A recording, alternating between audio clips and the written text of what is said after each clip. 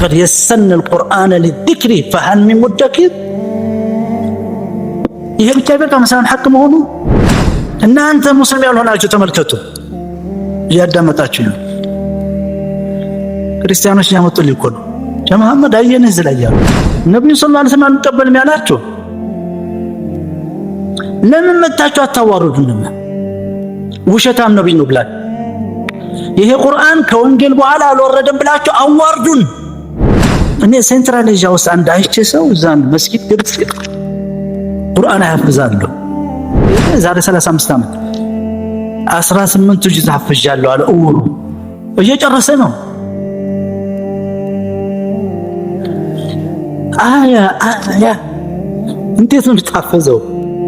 አንተ ኢማጂን አድርገዋል። አንድ ምንም የማያውቅ ሰው እንዴት ከይፍ ይሄ አላህን መጽሐፍ ነው አይደል የሚያሳየው? እሺ መጽሐፍ ቅዱስን ያፈዘ አንድ ሰው አንተ ዲዳስ ነው ያፈዘውና ናይክ አሁን የሚያጓጓኝ የአቡ ሀይደር ነው ሳድቅ እኛ ጋር ነበር ማለት የሱ ነው። አንድ 500 ሰው እስላም ቢቀበሉ ሲያደር አጅሩን ተመልከት። ይሄን ቁርአን የሚያነበውን ሰው ብዛት ያልኩህ አረበኛን ማያውቁ እኮ ነው የሚያነቡት። የሕፍዙን አጀት ተመልከት። ከዛ ዝቅ ብለህ ደግሞ ስትመጣ አረበኛ የማያውቁ ልጆች እያነበቡት ነው። ጆሮዬን ካለፈ የማን ነው ስራ? የአላህ ነው ስራ አይደለም። ከባድ ነው።